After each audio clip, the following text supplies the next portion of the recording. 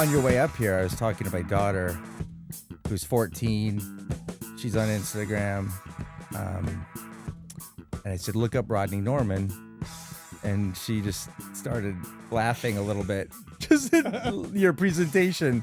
And I said, oh, it gets better. Like, listen to him. And her first question was, does he always talk like this? I said, no, it's a character. He's doing a thing here. He's uplifting people, and he's giving positive encouragement, and he's funny. And she just started giggling and chuckling. So you're like connecting with 14-year-old kids and older people. It's like everyone can really gravitate to what you're selling. You know what I mean? Well, I realized eliminating all that pretentiousness was the key, because the inspiration is my grandfather, who was an alcoholic, and he would pull me and my cousin aside and tell us all these weird stories and give us life advice while he was half drunk. And it had always stuck with me, and things that he told me as a kid just had stuck with me through life. And so I wanted to do something with that, and I wasn't quite sure what.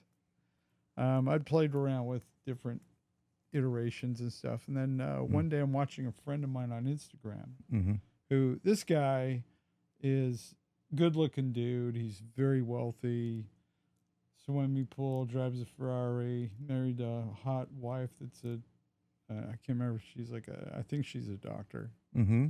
Anyway, life is perfect. Sure. He has a successful business on his own, and he was getting into doing the Instagram inspiration videos. Becoming a guru. Yep. And he was doing this one, and I see he's shooting it in his hallway next to his bathroom, because you've been there. I've been there. Yep. I've used that bathroom. and here he's giving this really inspirational message, and he's trying to be encouraging, but nobody's paying attention, because it's like, you watch the video and you go, what does this guy know about my life? What does this guy know about the struggles I've been through? This guy's life is perfect, for crying out loud. Gotcha. How could it, nothing he says is going to relate to anything I have to say. And his video had been up about 3 days, had 8 views. And that's when it dawned on me. I said, that's it. My drunk grandpa as the world's worst life coach. My goal was to do everything wrong. To have it just not be what you expect to see, when you see these guys. Because they're always, on a boat or, at the Riviera, and it's always, you can believe in yourself and manifest a new reality and all that kind of stuff. And so I thought, I'm just going to start doing it. Just that's comedy, right? It's like, this is how people do this. Is what you expect. I'm going to do the complete opposite. Do the opposite. Go the surprise. Yeah. In fact, I remember finding a thing they're saying, how to go viral on Instagram. And I went through and I decided I would do opposite of everything. Yeah.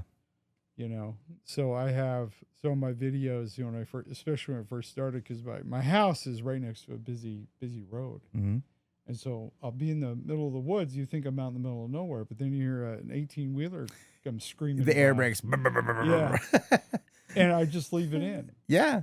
And if I make a mistake, I just keep going. That was embrace the mistake, right? Yeah. Part of the. And that was the whole thing, is this guy just doesn't care. Because if you go back and look at Einstein and Tesla and read about their personalities, they were things that bother us never bothered them. Because there are a lot of these social things, and I guess there could be a case made that they were somewhat, autistic. Sure. To some degree.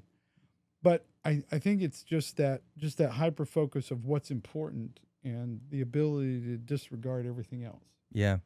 And that's what I wanted to bring to this character, was that just all the things that we think are important, like how we look, how we sound, how we present ourselves, none of that matters. And so when I think kind of what, almost by accident, I guess to some degree, is that when people started watching the videos, it caught them off guard, because they weren't, because you see somebody with the whole, hey, I'm here to change your life. Sure. You're seeing this video. You're the type of person that wants to achieve, and Mm-hmm. this is only being seen to a certain amount of people. Only true believers in themselves are going to watch this to the end. So Yeah. you're like 1% if you actually are watching, all that. Like a kind Tony of, Robbins wannabe or something. yeah, absolutely, all that stuff. So I Mhm. was like, I'm just going to mock and ridicule that whole thing, Yeah. and by just being completely opposite. And the messages that I'm sharing are the same ones that almost a lot of people share. I mean, it's a lot of philosophy. I have a degree in philosophy. Yeah.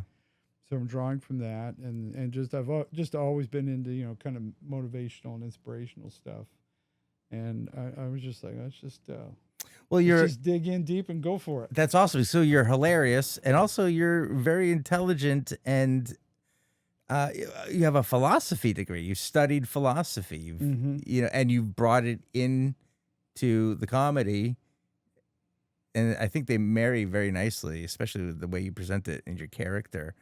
But I find it to be a breath of fresh air on.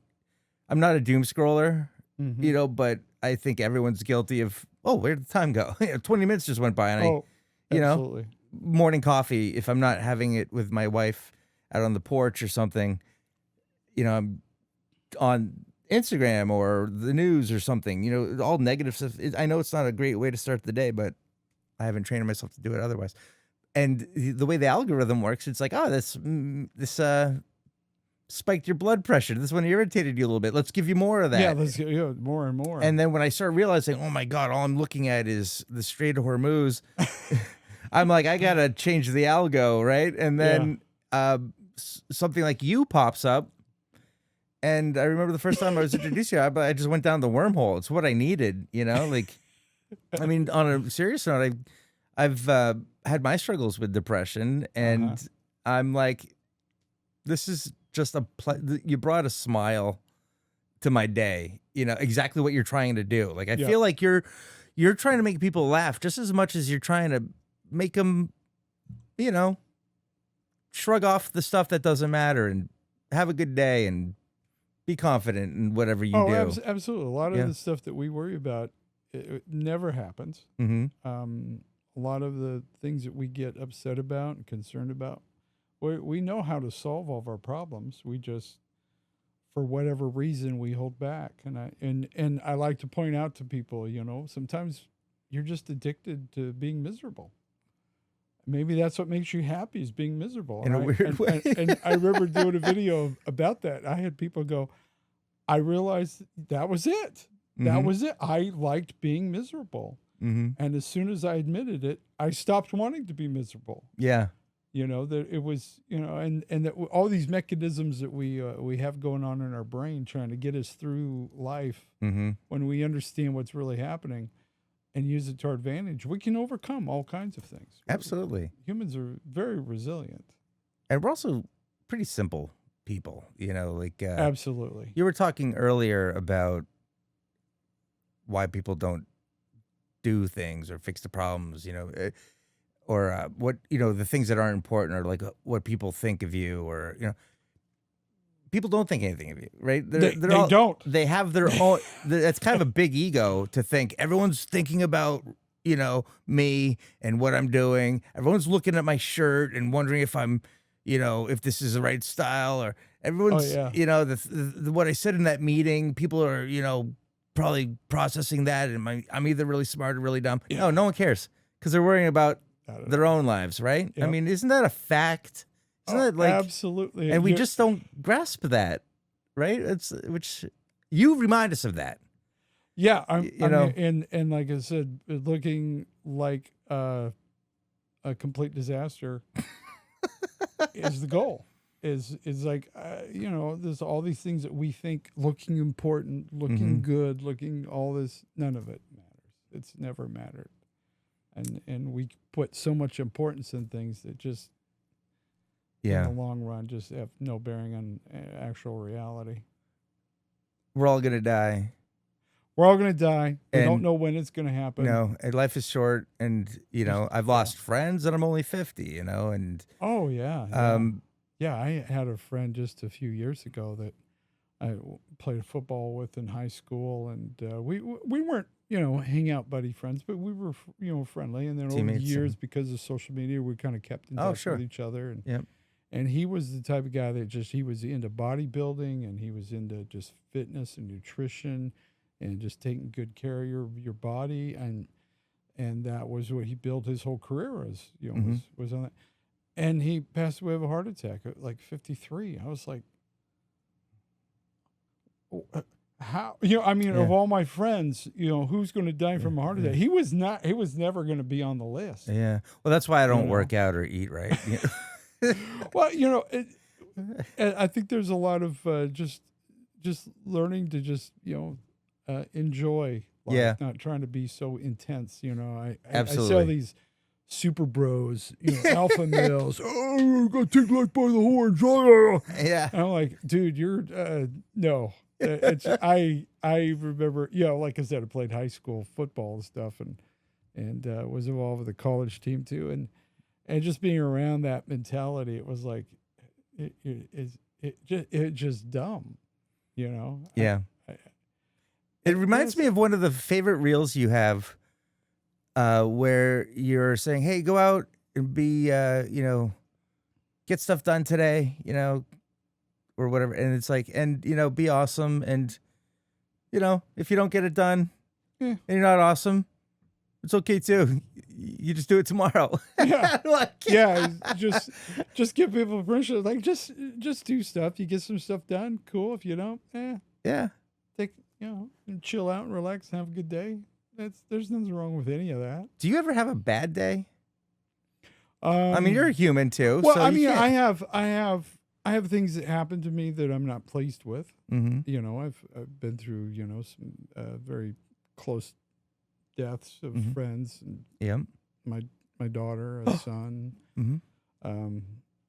So I've been through all of those things, but not allowing them to drag me down is the key. And this is something I try to show people, is like, happiness is a choice. It's not the next big thing. It's not having lots of money. It's not having the perfect shirt to wear for whatever. It's not the perfect shoes. It's not the promotion. It's all of these things are great, and they're fun, and they're part of life. Yeah. They're certainly worthwhile to pursue. But when your happiness is focused on those things, it never lasts. Things Sure. go out of style. Things break. The promotion turns out to be it's a company that's built on a Ponzi scheme, and you're getting indicted for fraud for something you did. You Right. were being set up. Yeah. All those kinds of weirdness, So all these things that we think are so important, it's like it's not important. Yeah. Just enjoying life, enjoying the people you're with, enjoying your family, your friends. This is it. This is what life is. I see people, they'll say, today is the first day of the rest of your, Yeah. and I'm like, calm down. And I like to There's point out, truth to it. I mean, it's a fact. Certainly, but I like to point out, today is it. Yeah. I can't do anything with tomorrow. It's not here yet. I can't do anything about yesterday. Yep. Whatever happened, happened. Yep. But right now, here in this moment, I can do something. I can choose to be happy. I can choose to enjoy the moment. I enjoy to be here and enjoy your company, and to be a part of just enjoy the moment. Just like, hey, this is pretty amazing. And getting people to just understand that and the power of that. And once you do, it's like, and the other thing is, even though a day might have some difficult things into it, like the other day, I had to take a train down to Baltimore to my nephew's house because I left a car there a few weeks ago, and it just worked out. Leave it there, and then I'll go pick it up. And as I'm driving, or not driving, but taking the train down, they'd announced, "Hey, next stop, the airport." And I'm going, "That's my stop." Yep. And so I'm thinking, okay, I'm just looking around, waiting for people to stand up and everything. And as we get closer to the station, okay, start making your way. And for some reason, it just never registered to get up and go stand with everybody else. I thought I had plenty of time. Like like a airplane, right? It comes to a stop, and then everyone Everybody clogs gets up off, the aisle. And But with a train, you still have people who are not getting off there, so it's Yep. And so I thought, well, and other people, obviously, other people are going to be getting up and going back, and nobody around me got up, and so I just unregistered, and finally, the corner of my eye, I see people outside the train walking. I was like, oh, we're here. Yeah. So I grabbed my stuff and I started heading back, and as soon as I get back there, they closed the door. I was too late getting off. And I'm like, oh, and I'm frustrated. Like, oh no, So now I got to ride down to the next station and then buy another ticket, wait for the train. I added another 2.5 hours. Sure, just the hassle, and you didn't push the sled forward. You didn't move the needle. You just arrived at where you were supposed to be. And I had absolutely no one else to blame. It was not the train conductor's fault. It wasn't the other people's fault. It was completely and entirely my fault. That is when I get really irritated. It's when I can't put it on someone else. It's like, this is 100% me. Yes, I'm an idiot. This is all me, baby. This is all me. Yeah. And, I got frustrated because I was like, crap, this, because my plan was to pick up the car and then drive back up here. So it's like 5 hours. Yeah. And if I had, I would have gotten back up here at a decent hour. Instead, I'm out till 2 a.m. Yep. Driving back up here. Yeah. It just kind of snowballs. It's just one thing, And then you're tired the next day. Yeah, plus I'm inconveniencing my nephew because he took time off work to come pick me, and now he's got to add 2 more hours to his day. All of those things. But instead of getting upset, I was just like, you know what? I'm here. I'm just going to enjoy it. And so the next stop, I get off, and there's this lady. She's got a whole bunch of stuff, bags and stuff in her arms, and she's running up along the train, and because the train had just pulled out, she goes, I missed my train. And I go, no, ma'am, which one are you supposed to be on? And she told me, and I looked up the thing, and it was the next train that was like another 20 minutes away. And I said, no, ma'am, you haven't missed it. It's not here yet. You still have You're good, 20 minutes. And she's like, oh, okay, because I'm going to meet my grandson. He's going to pick me up. And she just starts telling me this whole story and everything. And I was just like, well, you're going to be fine. You got here just in time. Should have done it in character. Yeah, should have. But it was just fun to just be able to just have a moment of just saying, no, you're fine. You're just relax and Yeah, it feels good to bring comfort to someone else, right? Yeah. Last night there was a comic who just had her ID stolen. Oh. And her life is upside down now. Oh yeah, that can be aggravating. Absolutely. Yeah, and she doesn't know what to do, and I was just walking through some possibilities, It's like there's a lot of paperwork. Like I don't know, there's probably room for a lawyer to help you out with some things. She's like, oh, I never thought of that. That's a good. I'm like, or you know what I do? I mean, it sounds cheap and lazy, but inquire and ask all these questions you have to ChatGPT. Oh yeah, it'll steer you in the right direction and challenge it. Talk back to ChatGPT. I'm like, well, your logic says this, but have you considered this? And then, ChatGPT will be like, you know what? That's an excellent point. And then it'll finesse its answer, but you still arrive to at least some direction, and she seemed impressed by that. And I kind of thought to myself, hey, shit, I alleviated someone's pressure today. That's kind of nice. Yeah. Yeah. I mean, I also made some people in the crowd laugh, but that's par for the course. This is more of a interpersonal one-on-one kind of a thing. Mm-hmm. So yeah, it felt good. I mean, I got a text message from an old friend from like my childhood that sent me a picture of you and said, because she knows that I do comedy, and she's like, Fink, have you ever seen this guy? And I was like, oh, couldn't be more perfectly timed because we had just met, just like 2 or 3 weeks ago. Yeah. And I asked to get a picture with you, and I put that on social media, and like I met Rodney, and I was like, I just sent her the picture back, and she's like, "Oh my God!" Like my is like there was a person, so she served in the Air Force, and the chaplain posts your stuff and likes your things, and sometimes will direct message a Rodney Normanism of the day or whatever, and it just keeps people happy, like you're fun to share. I mean, that's probably why you're so viral. It's like you see a good thing and it's like, oh, look at this, and then you kind of get like, I got the credit, I discovered him, that kind of thing, Oh yeah. Well, I've always said, as a comedian, people like you because liking you says something about who they are. Mm-hmm. So part of that whole thing as a comic is you got to say, well, what is it about me that people would like to share with people? Mm-hmm. Is it my attitude? Is it my hair? Is it my tan?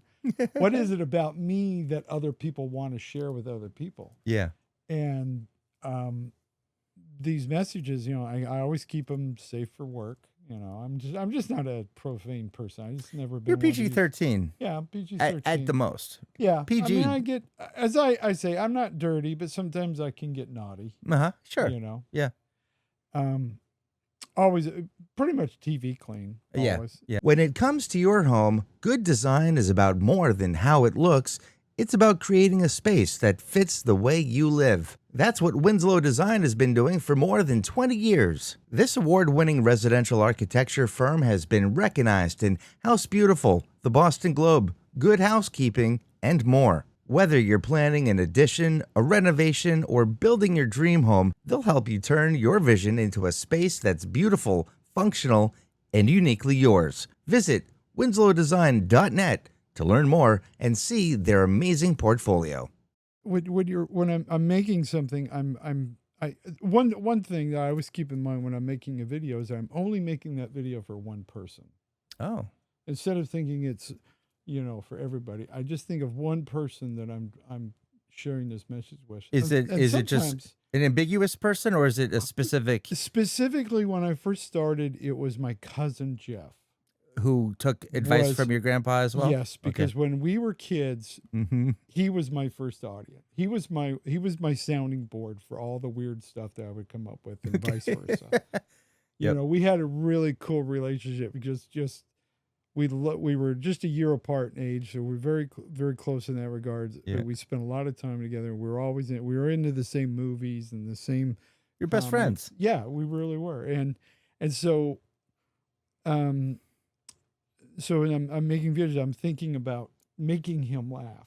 Yeah, because we used to create characters and just I bet goof off all the time. Uh-huh. So I would do that, and then other times it's just I'll wake up and go, I feel crappy about this, that, the other. And so a lot of these videos are just pep talks to myself. Yeah. I'm saying what I need to hear. Mm-hmm.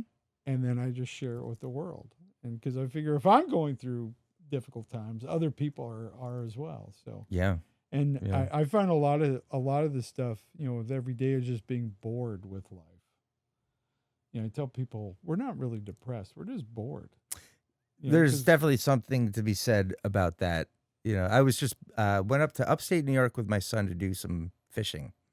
He wanted to catch a northern pike. Oh, I'm like, I know a place.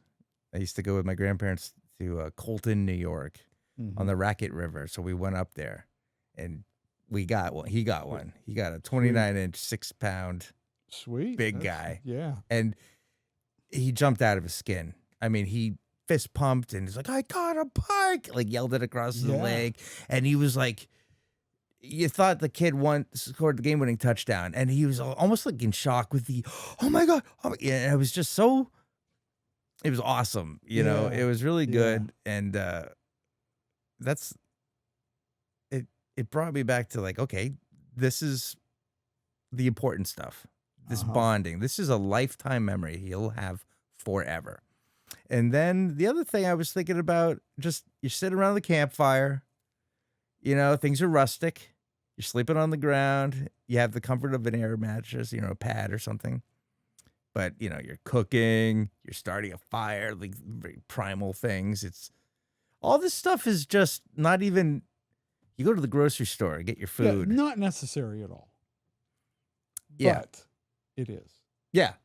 Yeah. I mean, we have a comfortable lifestyle that we just were born into, and it's our norm. But, I think everyone should be forced to go camping once in a while. We have to schedule difficult times. Mm-hmm. A lot of us. What do you mean by that? Well, like going camping, it's you mean, difficult. okay. It's like we have to pencil in, okay, I'm going to go have difficult experience. I mean, think about how weird that is. Sure. It's like, oh, we have to plan adventures. Yeah.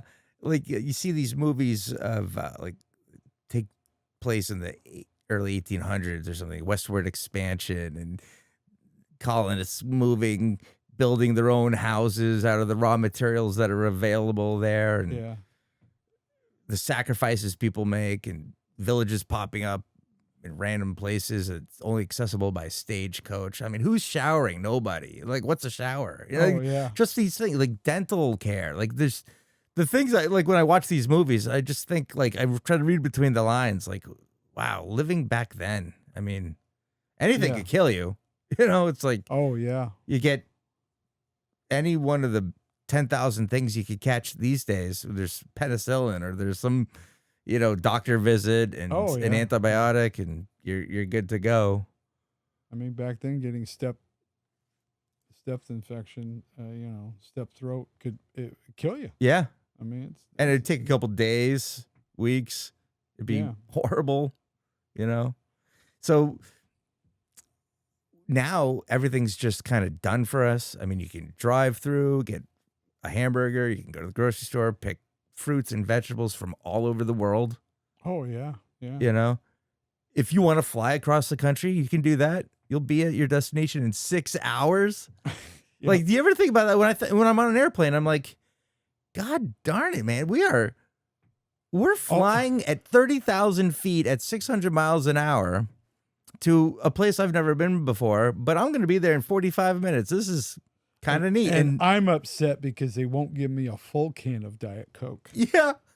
Oh, I know a workaround. You just say, can I have the whole can? And they'll never refuse you. I always do that. I know, but it's, you know what I mean? No, but they pull out the cup, they fill it with ice, and that's like, what are we doing? Just give me the whole thing. I mean, it's a long flight. Just the whole idea of, I have to fly coach. I feel so terrible. I was like, are you kidding me? I'm in a metal tube at 30,000 feet. It's only going to take me 6 hours to get to the other side of this country. Yeah, I got a book. I'll be fine. Yeah. I'll listen to music. I'll doze off. That's always a fun thing. Taking a red eye, it's like I'm multitasking. I'm cruising at almost the speed of sound, and I'm taking a nap. Like, I'm like a superhero. Yeah. These are the things I try to tell myself when I'm, going through TSA. And yeah, well, I had experience flying back here last week. Mm-hmm. Was my first flight was to Denver. And then my next flight was to go to Baltimore. Because originally I was going to fly there, pick up my car, and drive up here. Mm-hmm. And then everything got messed up because we get there, and it was funny. My sister-in-law happened to be in the airport at the same time. Denver? In Denver. Oh, nice. Flying the same airline, but not totally separate totally schedule separate. with you. You just kind of cross the paths. She's flying to Minneapolis. Her daughter would move there a few months ago. Things didn't work out. She's going back to Utah, and so her mother was flying back there to drive back with her. Oh, yeah. So she's on her way there. Sees me, and we chat for a while. And her flight, she'd gotten in earlier, but they'd had problems with the plane, and then one thing or another, and she was waiting. They said she had already waited 3 hours since she was supposed to have already left, and they're still trying to find a plane. I'm like, well, lucky my flight's, I can see the plane, or we're good. Mm-hmm. In fact, as they were talking to her, they announced that my flight's getting ready to board, and I'm like, well, hey, sorry about your problem. Sorry for what you're going through. I gotta go. I gotta go. So I get over there, and as soon as I get over there, the gal comes over and says, "Okay, we were going to start pre-boarding, but the captain has decided that the plane is not worthy to fly." Uh, So we are being diverted to a different plane, mm-hmm. 2 gates down. So we all of us get up and just move to the other gate. Was there a plane there waiting, or there was, but we had a Okay. plane there. Then we go to the next gate, and there was a plane there. Okay, yeah, But they're like, "No, this is not your plane. your plane. Your plane is 4 gates down the other direction." Oh, okay. So we all get up and we go there, and we get there, and we're all getting ready to, try to check in, and they get on and say, "I don't know who told you people to come to this gate. This is not your flight. Yep. This flight is not being changed. This plane is going to Atlanta. It's full. Mm-hmm. You have to go reschedule with, because they hadn't fully, canceled the flight yet." Yeah. So they say, "Go to customer service." So we all get up, we all head to customer. And we're talking like 150 people or something, right? Yeah, this is the whole plane. We're all moving as a group. At least you're in it together, Yeah, exactly. And so we get there, and we're all kind of standing around because they're like, people are getting on the app, and you can't reschedule anything through the app. It's frozen up on everybody. Yep. So like, okay. So I called my wife. I said, "Look, I'm stuck here. I got to get back," because I had a show the next night. I was like, I can't wait for them to figure out what they're doing. Mm-hmm. So she got on and started looking at, flights for that airline. Frontier, they're horrible. Never fly them. She's looking, she says, "Oh, there's 2 flights going out today." And she's like, "But they won't let me book you on any of these. They're showing room for them, on them, but it won't book me." So then, as I'm talking to her, a gal comes over the speaker and says, "Hey, Frontier Airlines has frozen all flights being booked out of Denver today. The next available flight to to DC is not until tomorrow at noon, and there are only 40 spots available, but you can't book it until tomorrow morning." Jeez. I mean, it was just bail. yeah, I'm like, they're just basically saying, and my sister-in-law, it was funny because she ended up staying there 2 days. Oh, wow. So she finally got out. Gosh. And I'm like, I'm not doing it. So I told my wife, I said, "Just look for another airline. I'm done. I'm not messing with these people at all." I've done that before too. You just cut bait and go. It's like, it's over. It's going to cost us a bunch of money, but I don't want to miss my gig. Sometimes solving a problem is just a matter of throwing some money at it. Yeah. I mean, as much as you hate doing it, it's like, it really just takes away a lot of the stress and the frustration. It's when you just have that, you just let it go. It's like, okay, dealing with this is going to cost a lot more money, be more frustrating. Yeah. If I just bite the bullet and do it. So she booked me another flight, and I was out of there in a couple hours. Yeah. Had a chance to get some dinner. And nice. Did you get to hang out with your No, sister? She took off because she had to run somewhere else to try to find the flight. Yeah. Find a different flight. Yeah, okay. So she was doing the same thing. Scrambling. Was that a serendipitous meetup, or did you both know what your schedules were? And we had no idea. So it was a nice surprise in the airport. It was just, I'm walking through the airport and she yells my name, and it happens. Does it? All the time. I was going to ask you, do people recognize you? Oh yeah, it's fun. What do they say? "Hey, Rodney," or most of them are just like, they know exactly who I am. Yeah. They're like, "Rodney, I can't believe you're here," and so it's really cool. And do you get pictures taken with them? Oh yeah. I'm totally cool with it. I have fun with it. How does it feel? It feels, you like That's it. You seem cool, like yeah. You seem like a guy that appreciates it. Yeah, I'm at a point where it's not like everywhere. I'm not like, I can't go anywhere because it's mobbed by. But it's just enough that it's kind of fun. Yeah, you're making an impression on people's lives. It's got to feel good. Yeah. It's got to be rewarding. I think one of my favorite experiences with the whole thing was I was at the club in Salt Lake, which is, I helped start Wise Guys, which is a club there. Very good friends with the owner. He's probably one of my best friends over the years. And we're sitting there talking, and I'm at I happen to be in Salt Lake, so I drop in. That's where, it's my home club, as it were. Okay. So I'm there. I'm talking to him and a few other people, and this is just after I'd just really blown up. And I'm at a show. I'm not on the show at all. Okay. I'm just hanging out. Yeah, in the back. And while I'm there, Wise Guys has like a lounge kind of lobby area, big area for, because it's, winters in Utah really cold, so he's got this bigger space so that when you're in between, when you're waiting for the next show to come in, you start lining up inside, so it's not everybody's out. So it was really cool space. Yep. So we're sitting there talking with me and him, and there's probably 7 other comics there talking. While we're sitting there talking at a show I'm not on, 5 different people came up and asked to get pictures with me before the show even started. And it was just really fun because my friend was like, I've never seen this ever. Yeah. I've seen people get pictures with somebody after a show. But to get pictures before a show, on a show you're not even on. Right. He says, you're at a different level. I said, well, yeah, it's kind of fun. But. And you kind of just roll with it. You don't have an ego. It's obvious that you didn't get into this for any fame or recognition. Well, I mean, as a comic, you want some notoriety. I mean, I'm a middle child. I love attention. Okay. But yeah, you don't think of it that's what when you're working hard and you're trying to make a name for yourself, you want the notoriety for your work and everything, but you don't think of, oh yeah, I want to everywhere I go, want people to stop, take a picture with me. You sure. don't think, and then when it starts happening, it's kind of weird. Yeah. It's like, who are you nut jobs? You want a picture with me? Yeah. If one of the first occurrences when I had a family. The whole family's there. It was like 4 kids and a parent. And the parents came up and they were like, it's an honor to meet you. We love your videos. We appreciate that you keep them clean so we can actually share them with our kids. Yeah. And what we do is we'll take one of your videos and we'll show it to them. And then we talk about the message in the video.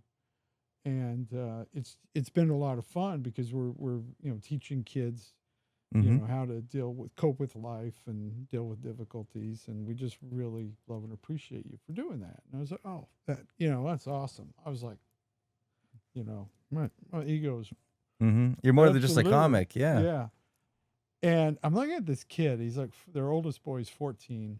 And he's just staring at me like he's just bored out of his mind. Okay. He's just like kind of embarrassed. Like, I can't believe my parents are starstruck with this guy. Fangirling over this weirdo.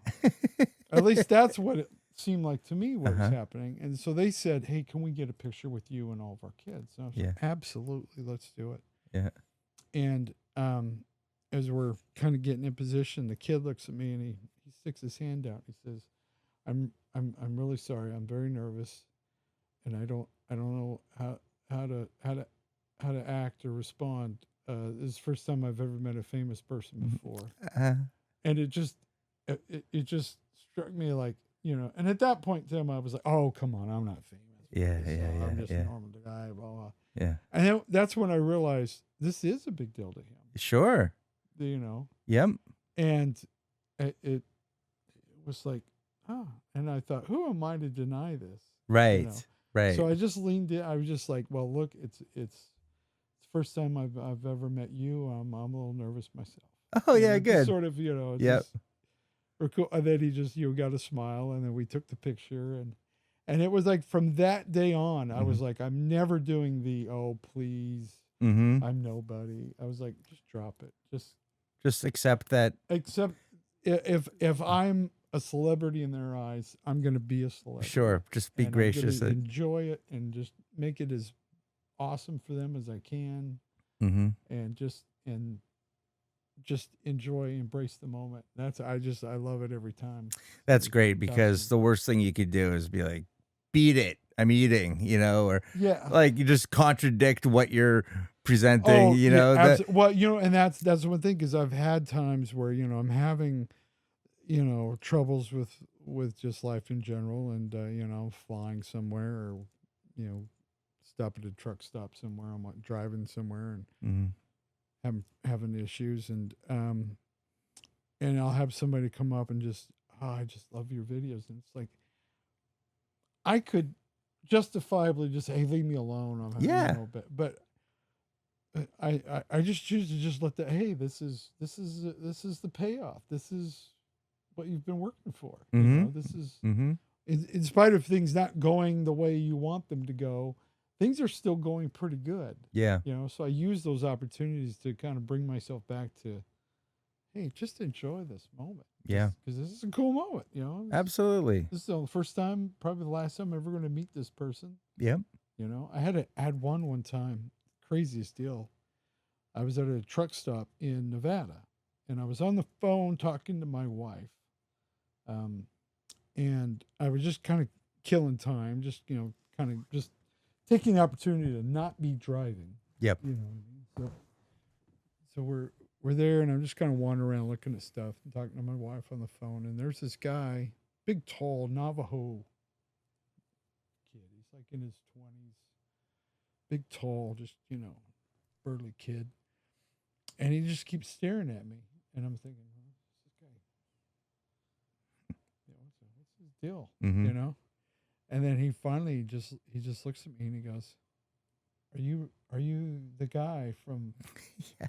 You know, and he's processing what he's seeing he says, here. "Are you this guy?" And I said, "I'm like, yeah, that's me." And he goes, I as soon as I came in here, I saw you. I was like, I can't believe this." He says, "You have no idea." And he goes, "I was having a real hard time about a year ago, and to be honest with you, I was gonna kill myself. Ugh. I just hated life. I had no reason to be here. I had no reason for anything."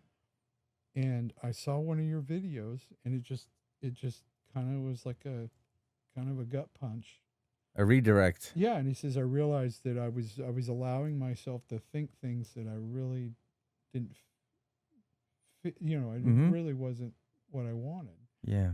And he just pulled me out of this thing, and I started watching all your videos, and it just really, it changed my life. And he says, and since then I've gotten a really great job. I've got a girlfriend now, and she's hotter than the one that dumped me. Yeah. You know, Good for him. mean, he's just going on about his life. He says, and it was all just watching your videos. And he goes, I swore that if I ever had the opportunity to meet you, I would thank you for what you've done in my life. And I'm just like, dude, you want a hug? Yeah. Like, yeah. So Did you hug him? Yeah, I gave him a big hug, and oh my God. And he goes, I didn't want to bother you. I can tell you're talking to somebody important on the phone, but I just couldn't let this opportunity pass by. And I was like, oh, thank you for talking to me. That warms the heart. That restores my faith in humanity. And so the whole time he's staring at you, he's not only processing, is this the guy? He's also simultaneously thinking, okay, that loosely prepared speech for this moment, let me find it. Yeah, you know, what did I want to say? Yeah, yeah. And I don't want to forget something. You know. Yeah. I was at an Apple store at the Natick Mall several years ago, and Renee Rancourt. Are you familiar with that name? Sounds familiar. From like 1976 to 2018 or 20 or whatever. He sang the national anthem before every Boston Bruins game. Oh, okay. And he wore the bow tie, and he had the mustache and the hair, and he'd give the fist pumps like when he's done, and then he'd go like this if we wanted to. He'd give you another fist bump, and it was just I just love the national anthem. I love that unifying. We're all doing the same thing. We're all taking a moment and doing that. And ever since I was a kid, like Bruins games went on beyond my bedtime, so I could watch at least the first period. But like I always saw Renee Rancourt, like he's a constant. You know, the team roster changes every year, but he's always there. And ever since I was a kid, my whole life. So to see him at the Apple store in street clothes, not with the bow tie, you know, just doing his Saturday morning chores like me, the kid in me came out, you know, and I said, oh my God, it's Renee Rancourt. And he's like, hey, how you doing? I'm like, oh my God. And he goes, give me another one. And we gave each other fist pumps. And I told him everything I just told you. And I think I think, he and I were just really enjoying a genuine, authentic conversation. Like he was almost as happy to have it as I was in a weird way. That's what he presented. Yeah. To the point where I was so comfortable. I said, Renee, can I have a hug? And he's like, yeah. And he gives me a hug. And then he backed up. He says, I needed that today. And I was like, so did I. It was just awesome. And we got our picture taken and Renee Rancourt, Yeah. Have you ever met a famous person were you ever on the other side of this exchange? Do you ever meet someone that you admire? I've met so many. I mean, I've worked with comics that I've just idolized over the years. Like, one of my first, when I was a kid, was Emo Phillips. Oh yeah, incredible joke writer, just a brilliant, brilliant persona and everything. And I got to work with him, got to open for him, and that was insane. I think of him, and I think of HBO Comic Relief. Yes, that's where a lot of HBO productions. Yep. Well, back when and also HBO comedy specials were the thing, right? It was Johnny Carson, and it was HBO specials, right? Those seems to be like your big. Yeah, in the 80s, that was it. That was, if you could get one or both of those, you were in. You were a household name. Awful haircut though, but part of his. Part of the thing. Part of his thing, yeah. But him, I've hung out with Sinbad. Oh yeah, I heard he's coming back. Yeah, he's still in better. He's doing shows. I mean, good for him. That was not on my bingo card, as they say. it looked like he was. Oh, it was done. Yeah, but he's back. He's doing shows. I can see you liking him. He's a clean comic. And just nice, just as nice as could be. I mean, when he was in Salt Lake, and I, at the time, working with the club, when a lot of these bigger names would come in, I would kind of babysit them because they don't have a car usually, and they're only there for a day or two, and so I'm there to escort them around, especially when we're doing TV and radio stuff. Yeah, right. You're like the PR manager here. Yeah, and kind of representing the club and making sure they have all the information they need and everything. Yep. And so we were one day, and we'd done a show the night before. So the Friday we're running around doing all that stuff. And he was very complimentary. He watched my set and gave me a lot of praise for. He says, "Oh, you're working clean. That's the secret, boy."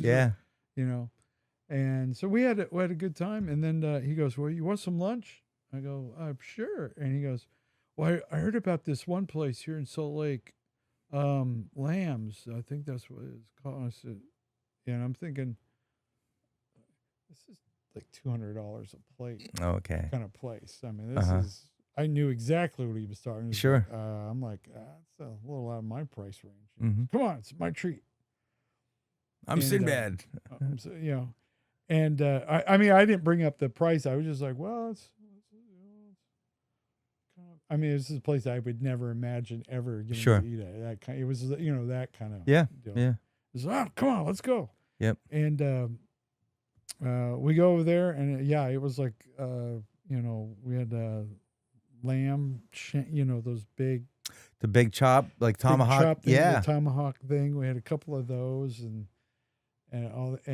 just had a great time. And it was like, I think for the two of us, I think the bill was like $600. No kidding. Think of it. Now, could you guys eat in peace and comfort, or? Oh yeah. I mean, because it's not just you, but it's also Sinbad. I mean, if I saw you guys, this was before I was ever anything. Okay.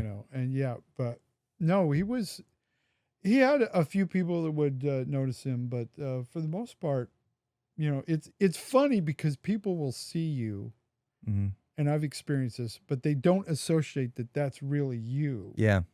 Like I had a lady one time come up to me, and she shows me a picture, and she goes, "I just want to show you something. Yeah, you look like this guy." Sure. And he goes, "Anyone ever tell you look like this guy?" I said, "Yeah, I get that all the time." And she goes, "Well, I just thought you should know." And I, well, thanks. And it happens to me a lot because I am that guy. And she goes, "I bet you wish you were." And then she just walks away. And it was like, that's it. You didn't get the. No, really, I am. I look. Here's my ID and everything. Yeah, that's hilarious. Like, yeah, whatever. That is so funny.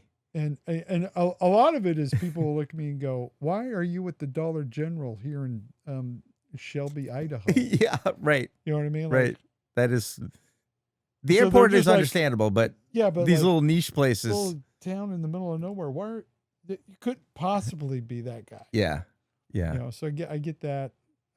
It's fun. It's fun when That's awesome. Yeah. connect with people. Well, it's just fun to watch. I remember when I was introduced to your comedy, it's easy to go down the wormhole. You don't just watch one Rodney Norman reel. It's like, oh, what else does he have? You know, it's like boom, boom, boom, boom, boom. You watch a bunch, you're feeling uplifted, and then you just follow. And now it's, but I remember I was like, oh, I'd like to see him someday. So like when I came to that bar and you were there, I was like feeling like that Dollar General situation where it's like, what are you doing here? Are you doing this open mic next to an airstrip? It wasn't even an airport. Yeah. Like 6 Cessnas and a long road out in the middle of nowhere. It's like, even when you get here, you still think you're not in the right place. Yeah. Yeah. Is this Tailwinds? Is there? Yeah. So that was awesome. I like doing those shows because it kind of regrounds you. Yeah, I can see how someone at your level appreciates. It's fun going understanding back and doing open mic. Nobody cares. Nobody knows who you are. Yep. And you're just the next knucklehead. You kind of blend in, You kind of just sort of the expectations are, it's just you get to do whatever you want. It must be nice to. Oh yeah, and work on some new stuff with no pressure. Yeah, have fun. Let's talk about just looking at your background a little bit. Earlier you said you played football. Yeah. High school and college? No, I didn't play college. I went to the coach for the college team just before the season started. Mm-hmm. Just for the open tryouts, thing. I said, "Well, I want to try out for running back," and he goes, "Well, I have 3 running backs returning from last year. I have 2 more that have been gone on Mormon missions. They're coming back. And I just got the top recruit who's probably going to end up in Oklahoma or Alabama after this season. He's just got to come here to get his grades up. So the chance of you ever seeing the field are absolutely none." Mm-hmm. He says, "I'm just as deep at fullback as well." And I'm like, "Oh, okay." He goes, "I would recommend you don't play this year. Get stronger and then come back. Because if you don't ever actually register with the team, you can maintain all of your eligibility for a longer period of time. Oh, I got you. If you sign up for the team now, you're going to blow eligibility." Yeah. It's like, and for nothing. Mm-hmm. Right. I'm like, "Oh, okay." And he goes, "I need a manager, though. You want a full ride scholarship, be a manager?" Get and out. I was like, well, he says, "Yeah, you just take care of the, basically water boy kind of thing." Like, sure. I was already there on school on a debate scholarship. Oh, were you really? But it wasn't full. It wasn't full ride. It covered tuition. It covered a number of things. But I still had like books to pay for and all that. And by agreeing to do this, he gave me covered all my books and also all my food and room and board was covered by the football team. How amazing. And I was like, "Oh, this is sweet." And then one of the job primarily that I had was to videotape the practices and the games. Mm-hmm. That was my, and then I would help with other things, cleaning uniforms and maintaining the weightlifting facilities, just different. Really stuff. grunt work though, like really hands-on. Oh yeah, I got to non-glamorous stuff. Yeah, but I got to hang out with I became friends with everybody on the team. And I bet you were coaches. I bet you were a hoot. It was fun. Yeah. But it was a cool experience. But it was funny because I started doing commentary because I got to during the video videos because the only people who watch these videos are the coaches. Sure. And so my goal was to make the coaches laugh. And so I started doing commentary about the plays. You know, it's like, oh, so and so, and I'd start making fun of the players because I knew the players. And we had one day. Usually they are not even have the audio on. Right. Yeah. You're just looking at formations and there. I guess one day they left. One of the coaches left the audio on and was laughing the whole time. Mm-hmm. And so the other coaches got in with it, and they were all having a great time. Yeah. The head coach found out about it, and he's like, "Okay, this is really funny, but we can't. This is distracting." Yeah. Yeah, we're trying to get work done here. Yeah. We're preparing for whatever. And so the head coach pulls me and says, "Look, I really appreciate what you're doing, but it's kind of distracting because we're trying to focus on the plays, and my staff is more interested in what you have to say." That is hilarious. That's so funny. Did the players ever get wind of this? That was the funny thing. It was between you and the coaches. That the only people going to ever see this was the coaches. So you're doing that thing again that you do with your videos now. You make a video with one person in mind. Yeah. You were doing it way back when you were in college. I was just making fun of this is the assistant coach. The linebacker coach is going to love this one. And right. And then that's an interesting approach to comedic writing. And, well, when you're on stage, doing stand up, I envision that I'm just speaking to one person. Mm-hmm. You know what I mean? Yeah. Yeah. I treat the audience like they're just somebody I'm telling a story to. Yeah. Yeah. I saw that. I'm going to try to adopt that skill. That seems like a good way to level up my game. Yeah. Because when you make it general, then nobody cares. Well, there's a disconnect, right? You're really connecting because everyone's thinking he's talking to me, right? That's right. Clever. I like it. And it's just, make it feel like it. And I make it a point to make eye contact as much as possible. Interesting.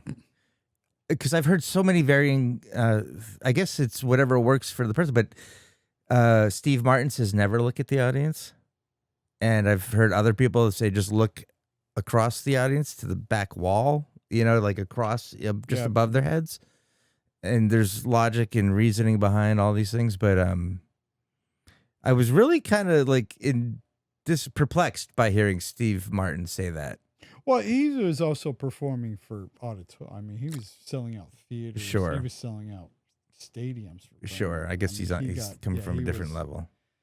Plus, what he was doing was a performance, which, we're all doing a performance, but his was very specifically just a little more physical. Yeah. Yeah. If you go and watch him, I mean, it's all very choreographed. It's more of like a one-man play.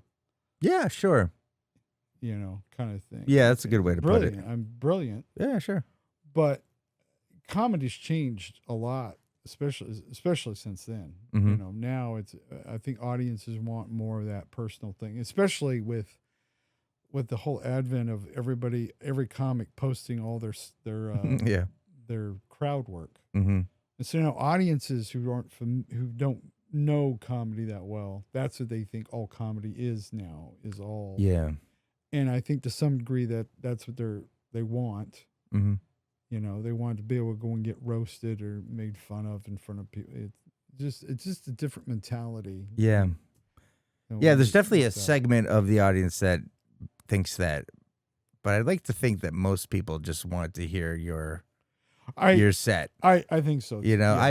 I won't say his name. He's a national headliner. Me and another comic buddy went to the Wilbur Theater to see him, and we grabbed something to eat. We went over. We're like, hey, let's watch this guy and enjoy him. And he did first 15 minutes crowd work with two people in the front row and making references to Philadelphia, where he just came from. And I'm like, I'm not in the front row with those people, and I'm not from Philly. So yeah, I looked at my friend, and he's like, you want to bounce? And I'm like, yeah, let's just leave. And we left.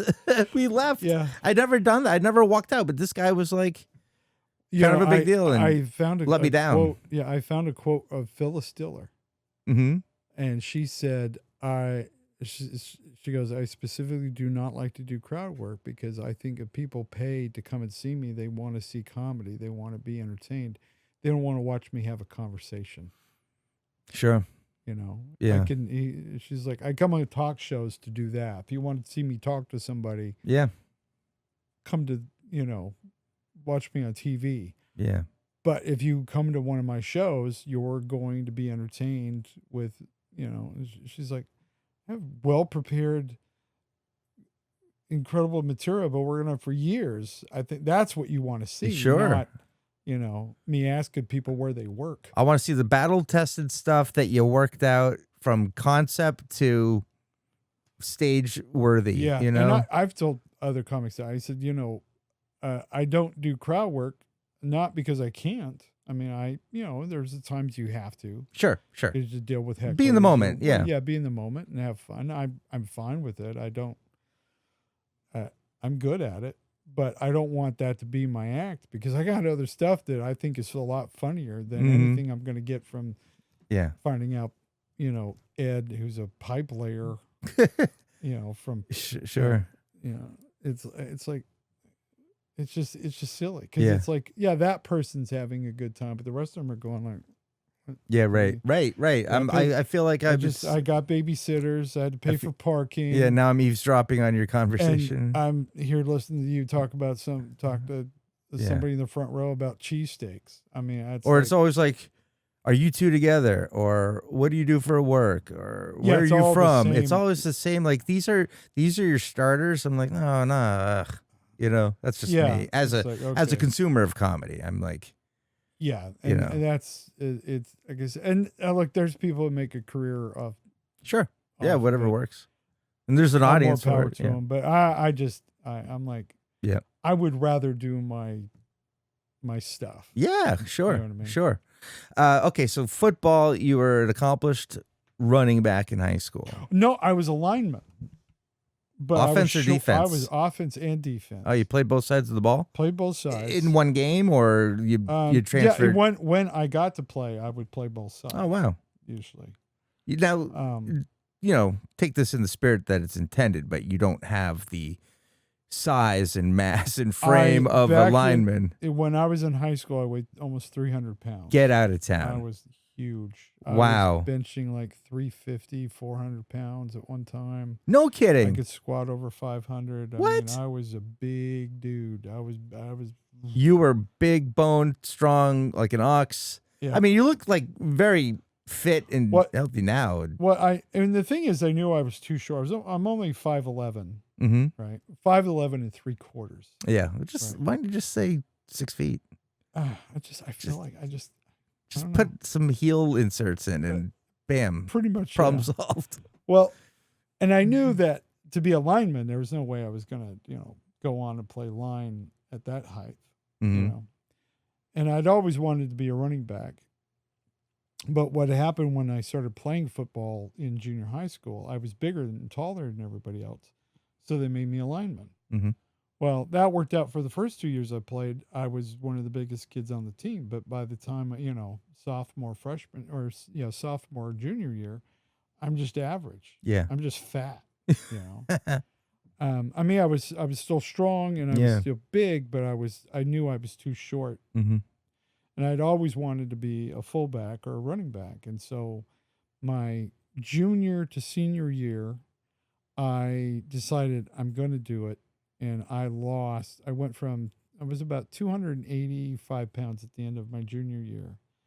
I got down to 185 pounds beginning of senior year. Wow. So 100 pounds over the summer. I was running. I was doing high protein. I was lifting. I was just really, really pushing myself. Yeah. But when I got to... That's discipline. That's but commitment. But when I got to, football, to the first week of football, the coach just wasn't having it. Oh, really? He's like, "Now we need you on the line. We got plenty of people who can run the ball." He's like, "You better go find that 100 pounds."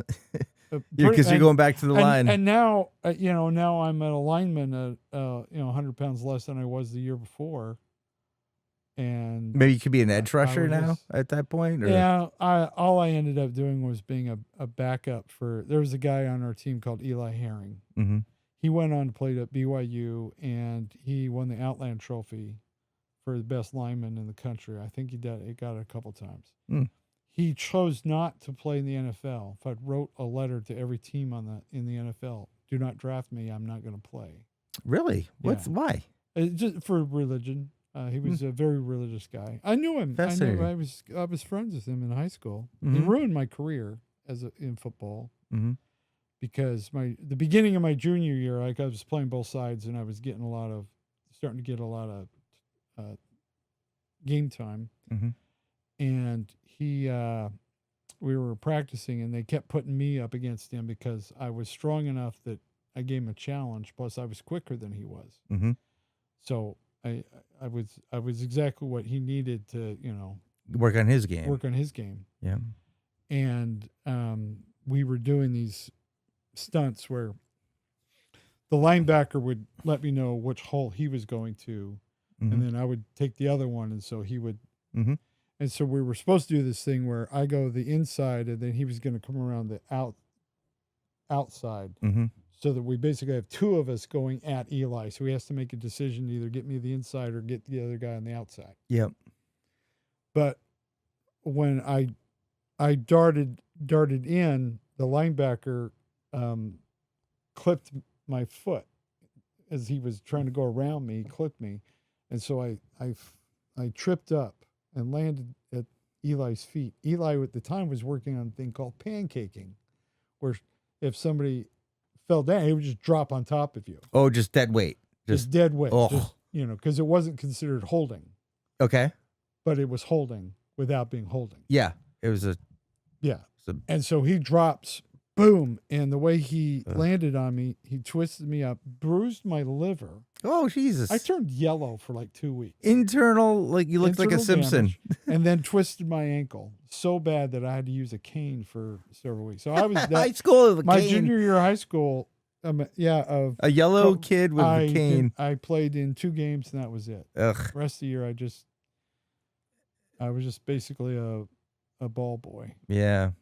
My job was we had our quarterback, his name was Scott Mitchell. He went and played the U of U and eventually went on and played in the NFL. He was a backup to Dan Marino Oh, nice. at one point. So Mhm. he's a good guy. Yeah. But my job was before the games, he would be warming up. They didn't want him to jam his fingers. And so he would throw the ball to, one of the receivers, and then they would throw it back to me, and I'd catch it and then hand it to him. Yeah, So I've seen that. That was my job. That's what I did. Hey, my you got to junior play some year. catch, Mhm. Here you go, sir. That was it. That's what I did. That was my claim to Were you fame. throwing commentary at the time? Did you have Well, I would tease him all the time. but- Sure. Did you miss football when you had to walk away from it? I did. I love football. Mhm. It was my first real love as a kid. I loved everything about it. Yeah, my son's Yeah. playing and he's going to 7th grade. He's doing 8th grade football, and I'm excited for him. Yeah. Because he's going to be out of his comfort zone. He's going to be something new, and it's going to be all that team. I mean, there's nothing like football, right? Like I played hockey. It's 5 guys with a goalie, 2 or 3 lines. You go out, you play. But football, there's something about it where it's because like with hockey, soccer, I mean, you have plays, but for the most part, it's just a lot of individuals trying to work together. Mhm. But it's really dependent on a lot of individuals of doing really well at the like Bill Belichick says, do your job. Like that. do your job. But Yep. but like I said, the difference with a football team is that you have 11 guys who all have to be on the same page with the same goal in mind. I mean, we all have, if you're playing basketball, we're all trying to get the ball in the hoop and all that. But here you have my job is to help that guy Yeah. be successful. Right. So it's a very different mentality than any other sport. Yeah, you because go of that. into the play knowing exactly, everyone knows exactly where they need to be and what to Yes. do. Where in basketball or hockey or baseball, you are trying to get to this place with a play that, it's looser, right? It's just Yeah, like it's just loose. And we're it's playing just, zone. It's We're very flex. yeah, And it's just, the ball is always in motion. yeah, But when you have this moment of, okay, here's our situation.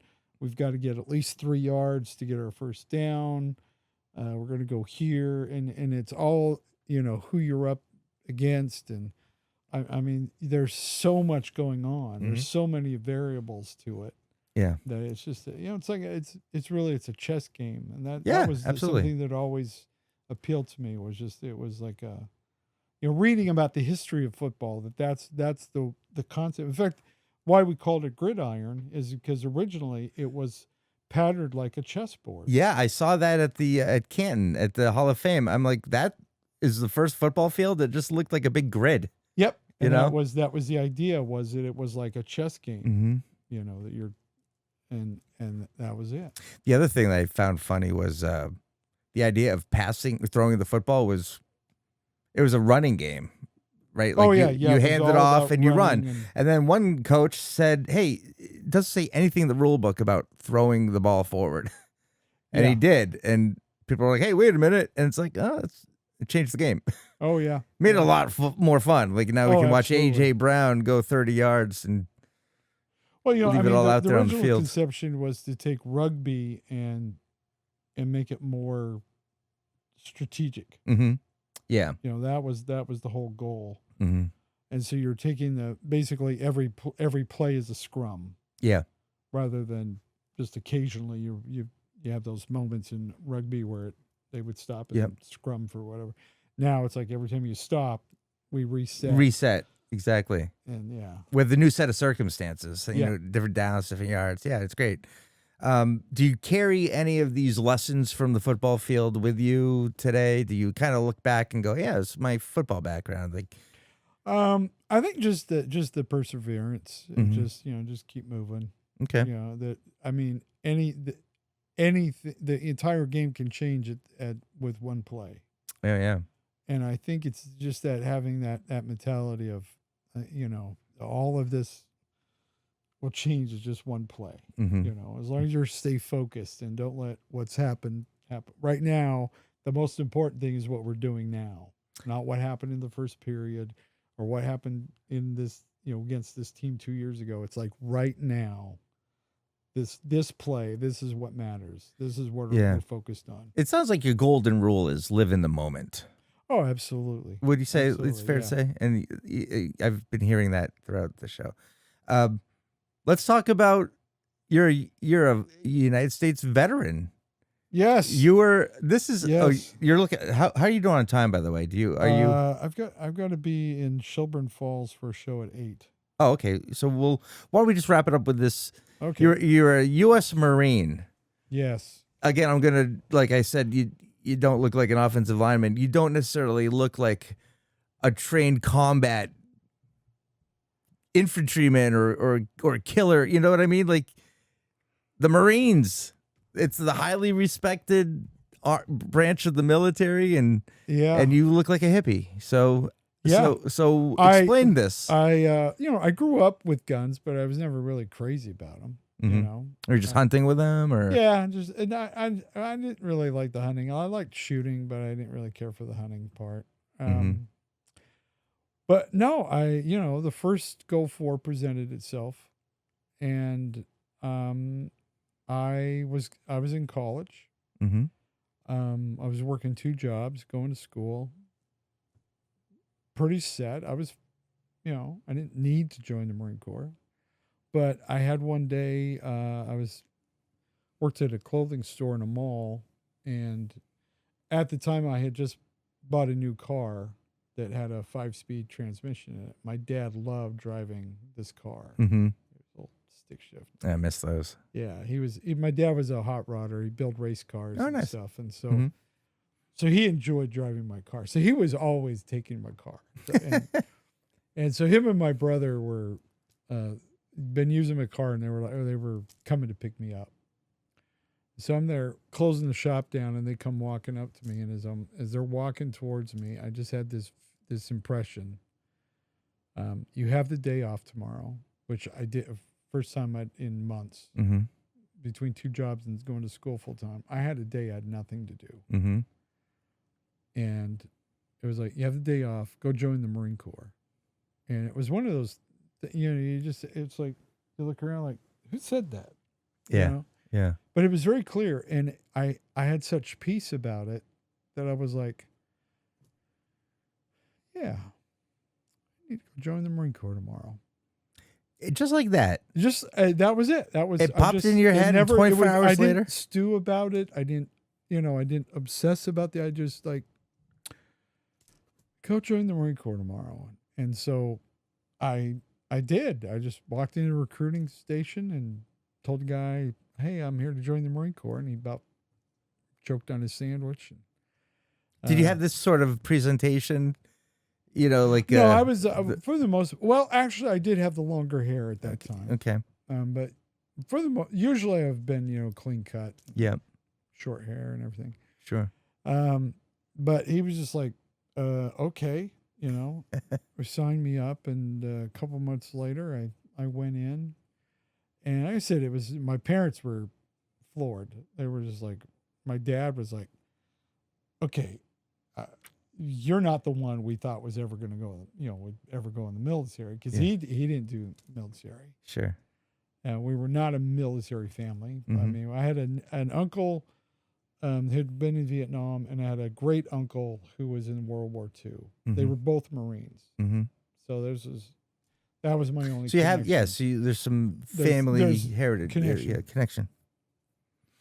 But no, I don't know. Specific. I mean, to look back, I see the brilliance of having done it, but at the time, it made no sense whatsoever. Yeah, I was gonna say, okay, so you got this light bulb. Hey, tomorrow I got a day off. Let's go to. But I guess the question is why? Like, what was the the motivation? What was the need I think or part desire? of it was I felt bored at school. I felt like I was just kind of. This settling. is it, huh? Yeah, I was kind of like settling. I just felt like I never wanted to make the military a career, but I wanted to have that experience. And the more I thought about it, the more I was like, yeah, let's do this.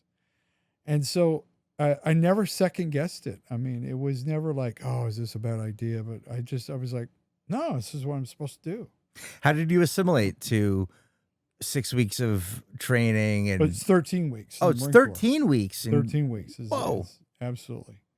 Well, how did that go? I mean, that's turn your life upside down. I had a great time. Did you? What? I enjoyed boot camp because it was so different and it was so surreal. Yeah.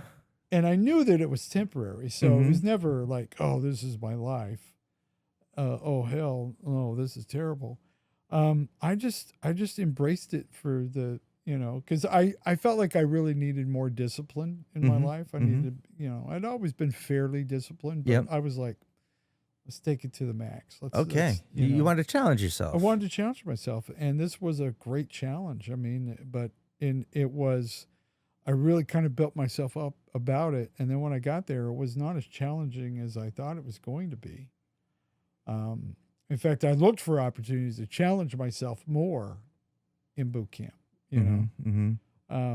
But I just had a great time, met some incredible dudes. How do you challenge yourself even more? I mean, it seems to be enough that the drill sergeant's screaming in your face. Well, I wanted to, a lot of it was just getting back into shape, because at the time I was about 240 pounds when I went in, and it was not a good 240 pounds. Yep. Yep. I had ballooned up a little bit, and part of that was just, I wasn't working out. I was, like I said, I was going to school. I had 2 jobs. I was just constantly doing all that, and I really no real physical fitness at all. Yeah. And so when I got there where, physical fitness is all, but it wasn't as strenuous as I had thought it was going to be. Mm-hmm. I kind of built myself up that it was going to be just this constant, but it wasn't. Mm-hmm. And so we would have at night, we had time away from the drill instructor, during our sleep time, but didn't really need, when you're a young man, you don't need a full 8 hours. I mean, I never did. Mm-hmm. I mean, I could get 3-4 good hours and I was fine. Oh, okay. Well, that's not normal. I mean, it puts you in a special group. I mean, I would need that time. These 5 a.m. wake ups are horrible sounding. I would have days where, I would have sleep longer and everything. But for the most part, if I got 3 to 4 good hours, I was fine. That's great. So I never had a hard time getting up early with that, with all that. Yeah. But we had the weights in the squad bay that the drill instructors had usually used to just, torment us at times. But at night, I would go work out. I think I was averaging about 500 push-ups a day every night during boot camp. And not consecutively. I would do them in sets of 100. Get out. Yeah. Wow. That's impressive. And so I would do those, and I've recently started getting back into it. I don't do them every day, but I do. I got to be honest, your arms look a lot better than mine. I'll say that. I'm just at this you point. work out, don't you? Yeah, I work out about every day. I'm just trying to maintain. What are you benching? Why is that always the barometer? I don't know. I think right now probably around 225. That's amazing. Yeah. I mean, they say if you can bench your own weight, you're doing great.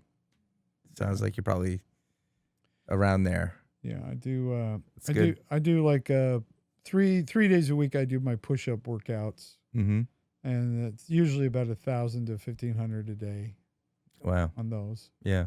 And then hitting the weights and just good for you. High protein. That all helps with the mental. Oh, health. Absolutely. Yeah.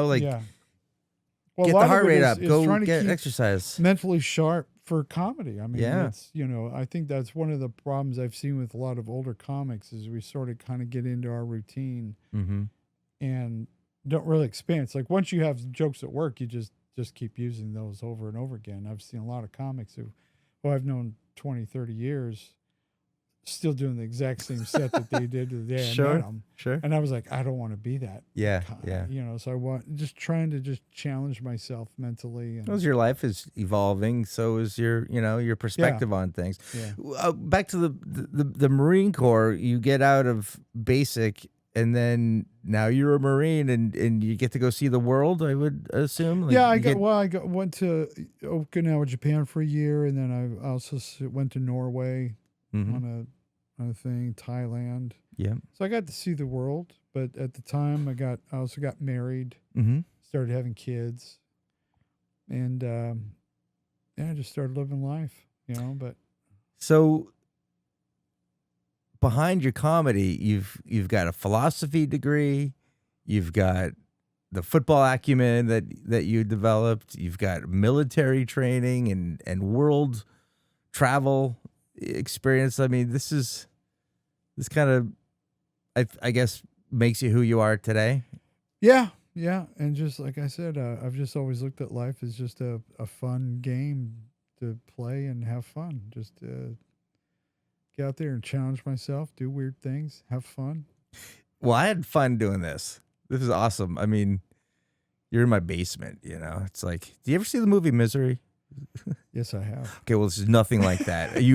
I am going to let you leave. No, but thanks a lot. It really means a lot. It was a pleasure. Yeah, this is my 300th episode, so it's kind of awesome. A milestone. So with you lining up with it, I'm like, wow, this is cool. Sweet. Yeah. Sweet. So again, thanks a lot for coming out. It was fun talking to you, and good luck up in Vermont tonight, and that you got to get to. For Rodney Norman, I'm Rick Fink Jr. This is Stand Up Scuttlebutt. We'll see you next week.